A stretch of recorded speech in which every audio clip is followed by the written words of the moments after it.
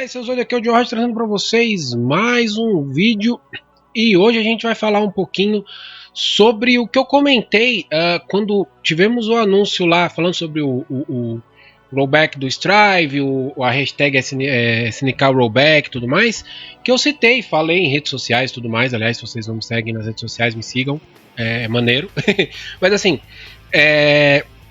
que eu mencionei, eu falei o termo, assim, eu chamei de 3 pilares para um jogo de luta fazer sucesso, digamos assim, para ele brigar e tudo mais, né? Muita gente perguntou quais eram, a galera não estava entendendo muito bem. Rolou alguns comentários de uma forma geral sobre isso, que eu acho que é interessante a gente abordar um pouco mais, tá? Qual que é a questão aí? Eu sou o cara que defende uma melhoria dos jogos de luta enquanto produto. Por mais que o jogo seja maneiro, por mais que um jogo de luta seja maneiro, o produto jogo de luta hoje em dia, ele está muito atrás dos outros gêneros.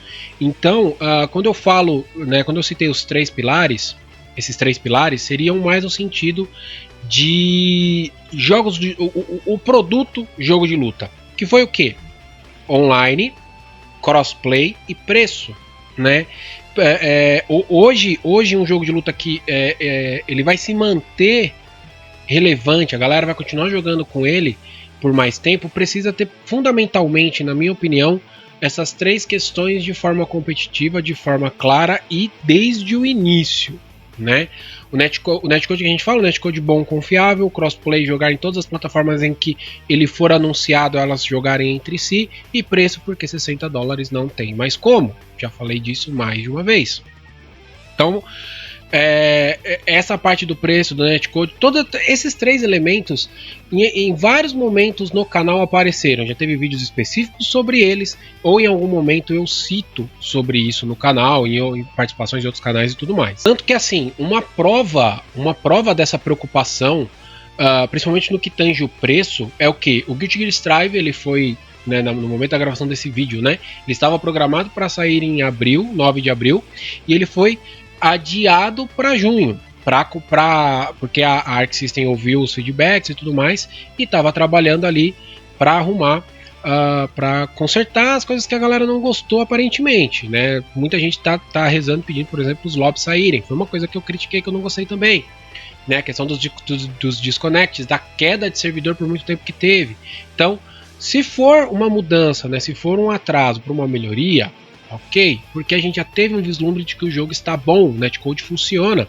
Então, por mais que a gente brinque com a questão do Cyberpunk 2077, é muito pouco provável que o mesmo aconteça com Guilty Gear enquanto jogo, mas enquanto produto já é outra pegada. Porque todo mundo demonstrou preocupação com essa data, porque ela coincide com a data de uma nova atualização do Final Fantasy VII Remake. Eu não sei exatamente qual é, porque eu não acompanhei, mas é uma atualização de um jogo que está todo mundo esperando. Então, quando o jogo sair em junho, vai entrar exatamente aquilo que eu falei. A pessoa vai ver um jogo de luta com 15 personagens a $60 e uma continuação do Final Fantasy VII Remake que tá todo mundo esperando por $60. O cara vai querer comprar qual? Entra nesse ponto. Então, essa preocupação que algumas pessoas, essa observação que algumas pessoas fizeram com o Final Fantasy, bate de frente e confirma, pelo menos para mim, essa questão desse argumento de que os jogos de luta a $60 tá fadado a perder sempre, né? Mas não vou me estender, né? Porque, como eu disse, tem inclusive um vídeo inteiro sobre isso. Só que assim, eu falo muito dele como produto, tudo mais, né? O produto, o comércio, a venda, né? A compra dele. Só que não adianta nada você ter um jogo de luta, ele ter um bom netcode, ele ter crossplay em todas as plataformas, ele ter um preço bom, mas o jogo não ser bom, ou o jogo não ter um apelo, né? A parte técnica, a parte jogo também precisa prestar, porque assim tem que ser uma união harmoniosa disso tudo. Por quê? Porque não vai adiantar nada. Vai ser a mesma pegada. O jogo tá barato ou tá de graça, a galera vai baixar, vai comprar, vai jogar uma semana, não joga mais e aí o jogo morre. Prova disso, e eu não tô falando que o jogo é ruim, tá? Mas prova disso, a gente tem 2 jogos, um que é barato e um que é gratuito, se tornou gratuito depois. O que é barato é o Power Rangers Battle for the Grid. Ele é um jogo barato, Ele roda em todas as plataformas que ele saiu, absolutamente todas, incluindo Stadia. Então, se você tem ele no Sony, por exemplo, você joga com PS4, com Switch, com PC e com Stadia. Foram todas as plataformas que ele saiu. Crossplay com todas, ele entrou pra história com isso. Mas por que ele não é jogado pra caramba? Por que não tem um monte de gente jogando em tudo quanto é lugar? Porque ele tem crossplay, mas o online dele é bom, mas não é tão bom pra jogar globalmente. Por exemplo, eu com o gringo acho que é difícil dar uns lag chato pra jogar. E por mais que Power Rangers seja uma marca boa, uma marca grande, né, hoje em dia é a principal marca da Hasbro, o jogo não tem apelo. O jogo ele não tem apelo para público fora Power Rangers. Você tem ali personagem de séries que a galera gosta e tudo mais, tem, né, tem os Mighty Morph e tudo mais, mas tem boneco que é dos quadrinhos, que só quem acompanha isso vai entender o que é. Você tem muitas questões que não faz a galera se interessar em jogar, e a questão do suporte da desenvolvedora também, né, que eu vejo. Então assim, o jogo ele é bom, o jogo ele é divertido. Se você pegar só pra jogar pra se divertir, você se diverte. Se você quer ser pro, você consegue ser pro. Tem mecânicas interessantes. O sistema de tag é legal. Mas ele não tem suporte direito e acaba que não tem apelo, né? E o outro é o Phantasy Strike. O Phantasy Strike ele virou gratuito, né? Um modelo de gratuidade que eu acho muito bom. Eu acho muito maneiro o modelo de gratuidade do Phantasy Strike. Mas ele existe. E por que eu falo que ele existe? Porque são, assim, o sistema é interessante. Não gosto muito, mas ele é interessante. O sistema, ele como produto, ele é muito bom, ele é muito bem trabalhado. Quando tornaram ele gratuito, que ele não era, mas quando tornaram ele gratuito, fizeram uma mecânica muito boa para ele ser gratuito. Mas, por exemplo, eu não acho os personagens do jogo carismáticos, muito carismáticos. Tem uns bonecos meio assim, qualquer coisa.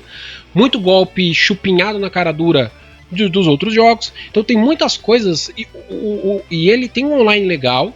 E ele tem crossplay, se eu não me engano, de PS4 e Switch. Então assim, ele tem coisas legais. Mas ele também não tem apelo pelo jogo em si. Não adianta nada o jogo ter esses 3 pilares de produto, se enquanto o jogo, que é o que interessa, ele não entregar. Ele não entregar o que a galera espera. Eu tô falando que esses 2 jogos são ruins? Não. Eu tô falando que eles não têm apelo.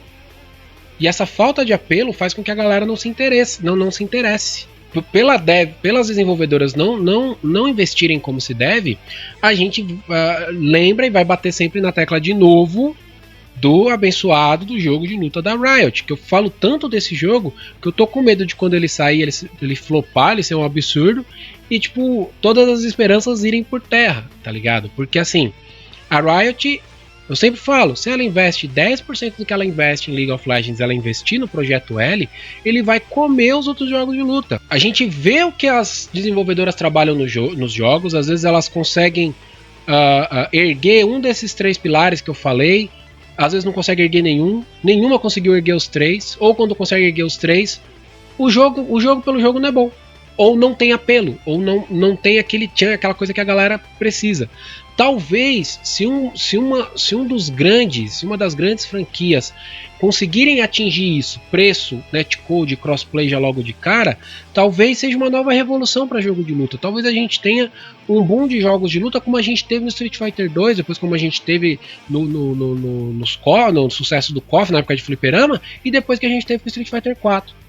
Mas enquanto eu acho que ninguém conseguir atingir essa mescla de erguer esses pilares de produto, mas entregar um jogo bom, a gente ainda vai continuar batendo um pouco de cabeça e vai ter que ficar escolhendo a dedo. Esse jogo tem netcode ruim, mas ele é divertido, eu vou comprar? Pô, esse jogo ele é divertido e o netcode é bom, mas ele é caro. Será que eu vou comprar? A gente vai continuar batendo cabeça com isso, a comunidade vai ficando dividida e ninguém vai conseguir jogar muito jogo desse jeito, porque mais uma vez, não falo questão Brasil, tô falando questão de mundo. Essas 3 questões que eu falo servem para o mundo todo. Guilty Gear vai competir com Final Fantasy VII em junho. Qual será que vai vender mais? Será que se ele não fosse $60 no lançamento seria mais barato? Seria mais comprado? No mundo, não só no Brasil. Beleza? Então é isso, meus amiguinhos. Essa é a minha opinião, esse é o que eu penso, mais ou menos a explicação sobre essa questão dos 3 pilares. E que sim, o jogo também precisa ser bom, não adianta nada dele ser barato, ter bom netcode e crossplay se o jogo não for bom. E é isso, meus amiguinhos. Faz esquema de fazer muito melhor que eu. Beijo no coração de vocês. Até o próximo vídeo. Seus lindos da minha vida. Abraço!